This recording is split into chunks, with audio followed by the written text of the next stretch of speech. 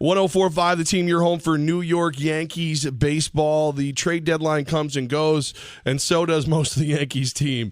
Carlos Beltran is now a member of the Texas Rangers. The Yankees get back Dillon Tate. So we've got Aaron Cox. He's a single-A broadcaster for the Texas Rangers Hickory Crawdads. Aaron, what can we expect from Dillon Tate? That's a really good question, actually. He's a guy, obviously, was very highly regarded coming out of college last year, 4th overall pick by the Rangers. And he actually showed up here in Hickory at the very end of last year. We made a playoff run, ended up winning our league title, and he was in the bullpen for that. Just had electric stuff. Fastball out of the bullpen would run up to 98 miles an hour, already had a plus slider. So when he came this year as a starter, we didn't expect it to last very long. We thought he'd be moved up fairly quickly. But kind of ran into some troubles.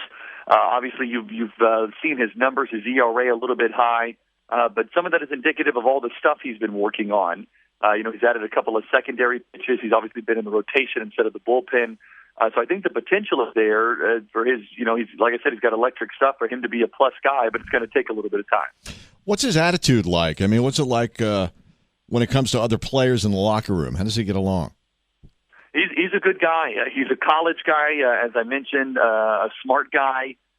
He's not the zany clubhouse guy bouncing off the walls, but he's a very hard worker, and that's kind of his leadership style is through working on things. So he definitely got along with the group very well, and I know that a lot of his teammates in the Rangers organization was sad to see him go. But when you have the opportunity to pick up a future Hall of Famer, in my opinion, you got to give something to get something. Aaron Cox, he is the voice of the Hickory Crawdads, the Texas Rangers affiliate team where Dillon Tate played. So you said he's working on things. He's developing more pitches. Realistically, how many years, how many whatever are we looking at until he's possibly in pinstripes with the big team? Well, it all depends on where the Yankees see him, and more than likely they're going to try to keep him as a starter. Just, inherently there's a lot more value in a starter than there is even in the best relievers. So if they keep him as a starter, and things progress, it could be, a couple of years. He could be ready to go. It all comes down to the fastball. Dealing with, trying to work on everything this year. He's had a lot of people trying to give him advice. It's been a little erratic. When it's on, out of the rotation, it's 95 with some good life to it. And for whatever reason, on days when it was off, it would flatten out and it'd get down into the low 90s. Now, the silver lining to all that is he's really worked hard on his secondary pitches. The slider, as I mentioned, was already there. The changeup has come along, and he's added a curveball also. So the potential for a 4-pitch mix, nice. And that's obviously a starter's mix. So I think if he stays as a starter, you're looking at a couple of years. But, if they decide, hey, let's make him a reliever, then he could potentially be a quick mover. The fastball plays as high as 98 in relief. And, you could be talking, as soon as, maybe the end of next year if he goes to the bullpen and starts mowing guys over. Now, Eric Swanson was another Crawdad involved in the trade. What should Yankee fans expect from him? Well, he's a guy, as you mentioned, we started off with Dillon Tate. He's the big name. But I'll tell you, Swanson has really come into his own this year. Drafted a couple of years ago, a community college guy, had only pitched in relief previously, but became a starter this year and really has turned some heads. He actually gained velocity going from the bullpen to the rotation, which you never see. He's a guy that works 95 to 97. The scouts have got him as high as 98, 99.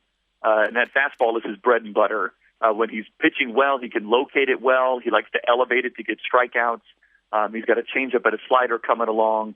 So he's a guy that is not right now on a top 30 list. But if he keeps pitching like he is, he will absolutely be a top 30 prospect for the Yankees moving forward. And he's a guy that I think will be looked at as another solid piece of this deal. Aaron Cox knows all about the Hickory Crawdads, where the Yankees have, acquired Dillon Tate, Eric Swanson, and Nick Green as well, correct? Nick Green was down in the short season affiliate down with the Spokane Indians, so we hadn't seen him yet, but he's another hard thrower by all reports as well. All right, so all in all, when you look at this trade, do you feel like, as somebody who's seen at least 2 or 3 of these guys, the Rangers gave up too much, or was it the right amount of prospects to get a bat like Beltran? That's a great question. It's tough in our position here. You grow attached to these guys. You're with them day in, day out. You see them at this level. You project them up to be, Texas Rangers. And so in your mind, you're always thinking best case scenario, for these players. So if these guys turn out to be best case scenarios, the Yankees did very well. You've got a couple of guys, if they stick as starters, could be mid to up maybe even a number 2 starter in the rotation. And even I think worst case scenario with these guys, you're talking about guys who could dominate as relievers, and if you move them to relievers, could move up to the big leagues at a fairly quick pace. So I think even worst case scenario, the Yankees made out well here, and in the best case scenario, they made out very well, getting a couple of good starting pitching prospects. I got to ask you, what's the history of the name Hickory Crawdads? Well, like a lot of minor league teams, you don't have the iconic names of our big league brethren. The team was made back in '93. We'll be celebrating our 25th anniversary next year. Great. And it was one of those. It kind of was a community vote. People liked that name. You find crawdads around all the creek beds here we're in western North Carolina, and the name stuck. We've got Aaron Cox. He is the voice of the Hickory Crawdads. So, as the organization, is there a little buzz? Does it feel like this is a World Series year for the Texas Rangers? Oh, definitely. It's been a fun year, and from our perspective here in Hickory, a lot of the guys that are moving up and contributing this year are former Crawdads. So that's always fun for the organization and for the area to see that happening. And I think now, as I mentioned, I have nothing but the highest regard for Carlos Beltran, and they also the Rangers had a move as well with the Milwaukee Brewers to get Jonathan Lucroy. So I don't think there's any reason to think that the Rangers are not going to be right there trying to win the AL pennant and see if they can come away with their first World Series. Aaron Cox, man, I'm glad you can make some time for us and explain why the Crawdads, where they came from. We appreciate all that, my friend, and I wish you guys nothing but success down there because our Valley Cats up here don't play you, so it's a good thing. Yeah, and I appreciate the time and good luck. I think you guys got a couple of really talented pitchers. Thank you so much. Yeah, no problem.